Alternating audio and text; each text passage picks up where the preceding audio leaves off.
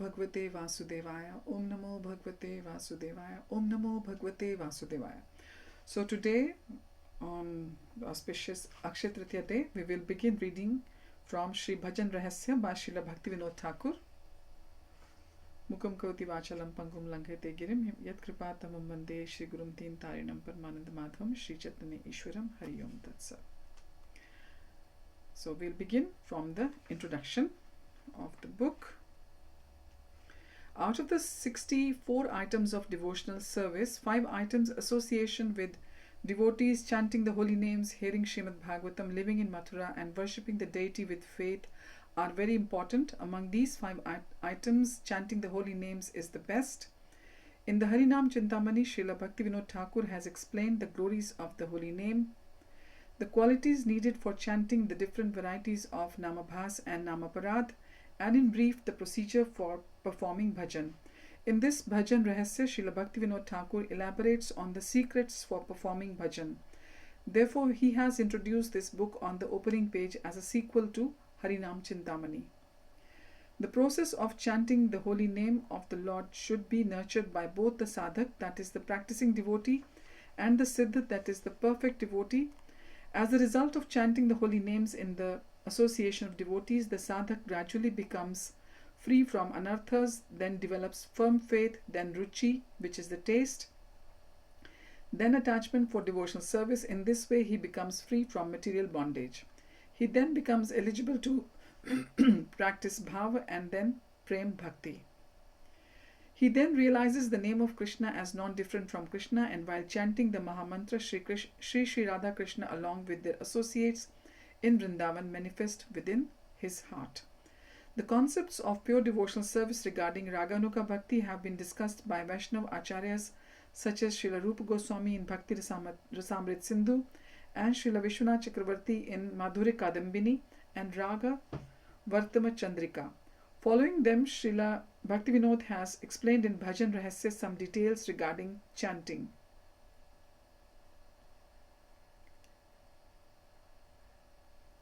And he has also given an outline on the practice of Raganuga Bhakti according to the instructions given by Lord Chaitanya Mahaprabhu in the Shikshashtaka. In this way, this book is like a torchlight to help one progress on the devotional path in the line of Rupa Goswami and his followers.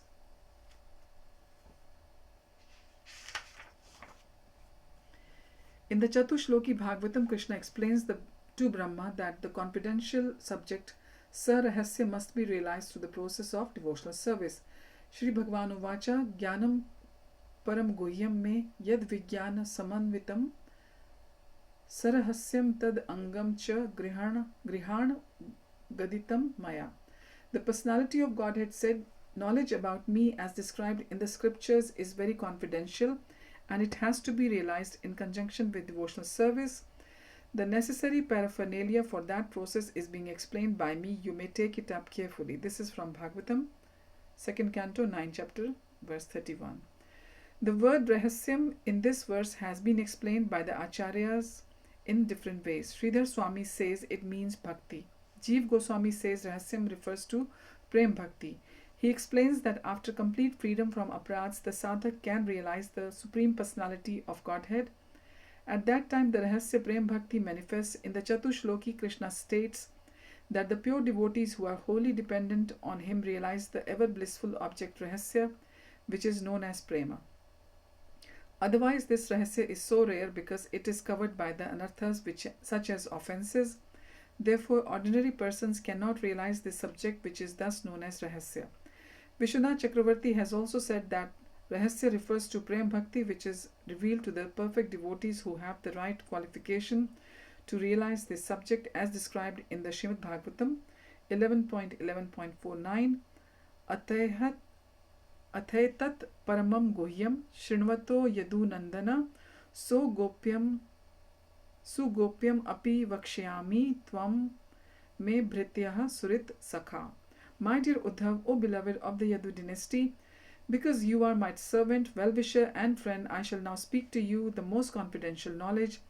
Please hear as I explain these great mysteries to you. Srila Prabodhananda Saraswati explains Rahasya in the Chaitanya Chandramrit 59. Kinchid rahasya pad lobhita dhir aham tu Chaitanya Chandra Charanam Sharanam Karomi. For myself, my mind is greedy to attain the great secret of pure love of Krishna, and for this reason I take shelter of the feet of Lord Chaitanya Chandra.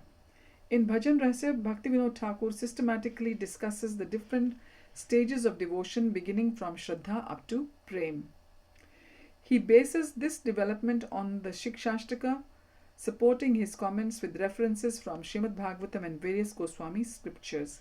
He has divided this book into 8 sadhanas or practices which correspond to the 8 periods of the day. These 8 periods are together known as Ashtakal or Ashtayam, terms that are explained by Srila Bhaktisiddhanta Saraswati Thakur in the preface.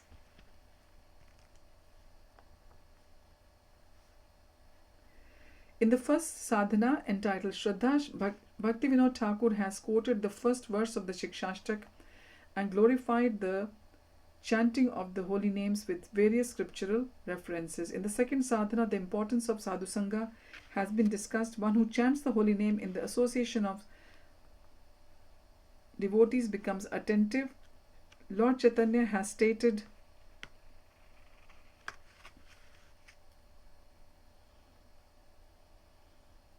in the second verse of Shikshashtaka that even though the holy name has all potencies, as a result of Durdaiv, that is misfortune in this case, which is Namaprad, one cannot attain the fruit of prema while chanting. Therefore, one should be careful to avoid Namaprad while chanting. The third sadhana describes the procedure and qualification for chanting the holy name. And on the basis of the third verse of Shikshashtaka, gradually by attaining the qualities for chanting, a sadhak attains faith in devotional practices. In the fourth sadhana describes the pure devotee as having no desire other than pure devotional service. He therefore sincerely serves Krishna and simultaneously attains detachment from bhukti and mukti. Then he attains all auspicious qualities and his false ego is completely destroyed. At this stage, he develops a taste, ruchi, for devotional practice. In the fifth sadhana, it is described how after achieving the stage of attachment, asakti, a sadhak becomes aware of his eternal form as a servant of Krishna, as described in the fifth verse of Shikshashtaka.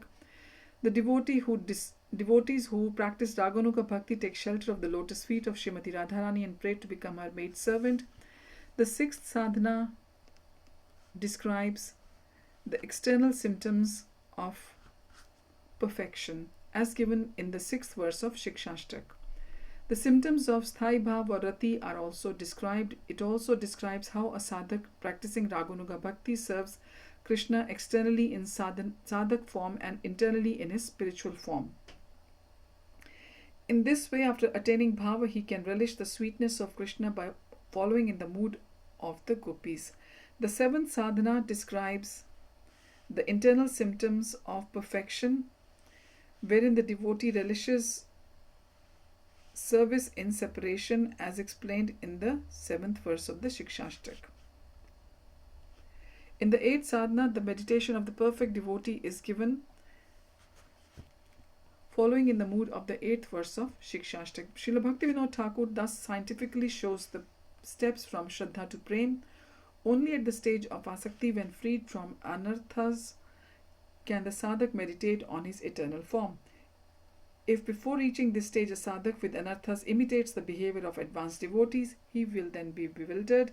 Adhikar na labhiya siddha deha bhave viparayaya buddhi janme shaktir abhave. If one thinks of his siddha deha without achieving the qualifications, his intellect gets bewildered. Srila Prabhupada has also given the following advice in his purports to the Chaitanya Charitamrita Madhya Leela 11.195. One reference has been made here for those who are very anxious to imitate the behavior of Thakur Haridas in an unnatural way.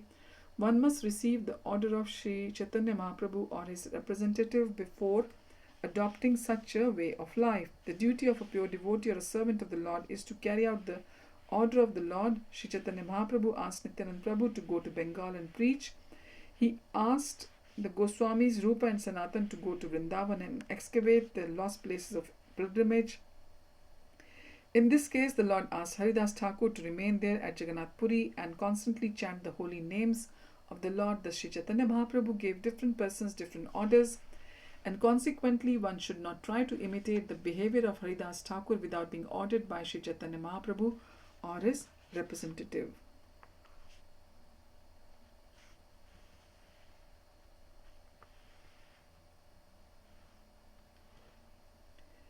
It is therefore hoped that this book will help and inspire devotees to follow the order of Sri Chaitanya Mahaprabhu and his representative, the spiritual master. In this connection, Srila Prabhupada writes in the purport to Sri Chaitanya Charitamrita Madhya chapter 22, text 113.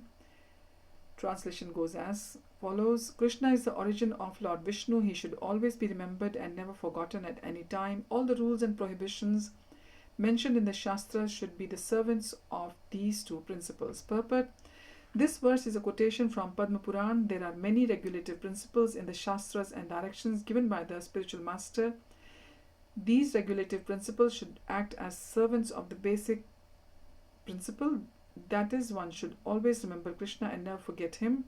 This is possible when one chants the Hare Krishna Mahamantra. Therefore, one must strictly chant the Hare Krishna Mahamantra 24 hours daily. One may have other duties to perform under the direction of the spiritual master, but he must first abide by the spiritual master's order to chant a certain number of rounds. In our Krishna consciousness movement, we have recommended that the neophyte chant at least 16 rounds.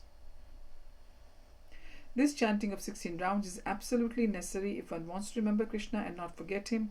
Of all the regulative principles, the spiritual master's order to chant at least 16 rounds is the most essential. So I've just noticed that I have skipped the preface, which is only not too long, so I will read the preface also now. And the preface has been written by Srila Bhaktivinoda Saraswati Thakur. The preface goes like this to this book. This Sri Bhajan Rahasya was completed by Srimad Bhaktivinoda Thakur in the form of this book. He has given a hint of his own method of bhajan so that his sincere followers may have a guideline. A few years before this, Akinchan carefully observed him reciting the shlokas mentioned in this book, and at the same time he was relishing overwhelming ecstatic love of Godhead. In the kingdom of Bhakti, there is a provision for archan for those who have nishtha at the level of kanishta. The difference is that exists between archan and bhajan is sometimes difficult to follow for many people. That is why they understand the word archan as bhajan. The performance of Navdha Bhakti is the basis of bhajan. Archan being part of Navdha Bhakti is therefore accepted as a part of bhajan. It can be concluded therefore that archan being a part of bhajan cannot be equal to bhajan as a whole. While worshipping the Supreme Lord by archan, one is bound by a feeling of reverence mixed with awe and submission. To serve the Supreme Personality of Godhead with a mood of awe and submission along with various paraphernalia is known as archan. On the other side, if one serves on the platform of fraternity, the intensity of the rays of service in awe and submission are subdued. No one can reject the cool, refreshing moonlight of the sweetness of that pure love. In an abbreviated archan paddhati, that is, the rules of archan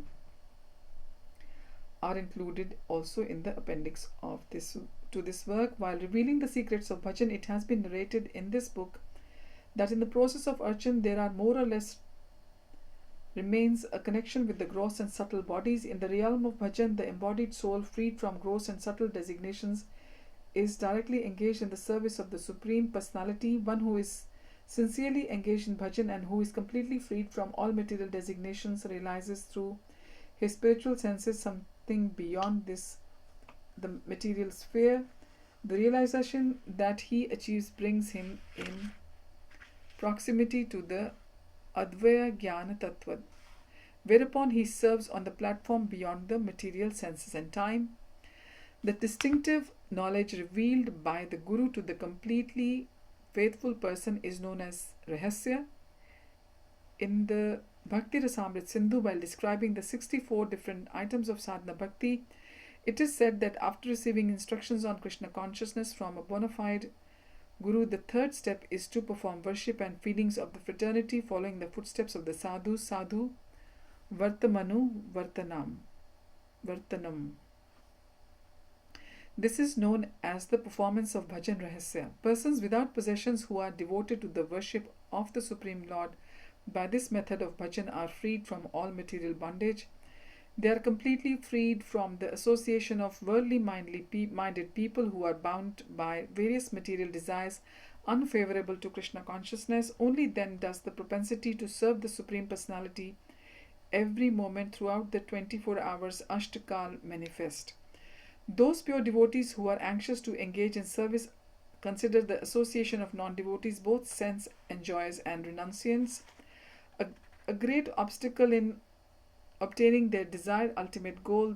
Those possessed of desires other than Krishna, karmis and jnanis, have no taste for Bhajan Rahasya. Therefore, they have no qualification to enter into the realm of Ashtakal Bhajan, which manifests on the platform of transcendental knowledge. This book is never very much appreciated by such persons. When the 24-hour day is divided into 8 parts, each part approximately 3 hours, is known as a yam. Day and night each consists of 3 yams together with dawn and dusk. Each one yams total 8 yams. Only for the pure Vaishnav is it possible to perform Krishna Bhajan at all the time and circumstances with intense determination. Such continuous bhajan is not possible for one possessed of a sense of material egotism. For the living entity who ascribes material concepts on the objects related to Hari, it is not possible to become free from material bondage and achieve liberation. Vaishnavas devoted to bhajan who have achieved their eternal spiritual form Swarup are always engaged in serving Krishna. The 8 verses composed by Sri Gaurasundar in the Shikshashtak are according to Ashtayam. The 11 verses compiled by Sri Rupa Goswami, Smaran Mangal Stotram, and following them the songs of the other Mahajans based on intense desire for Ashtakal Bhajan prescribe continuous bhajan.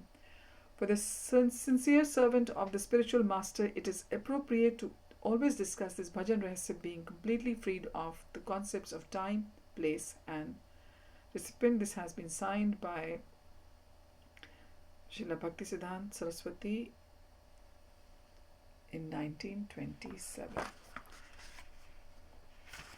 So next time we will start our reading from the Pratham Yam Sadhana. So thank you for joining. Hari Om Tat Sat. Hare Krishna.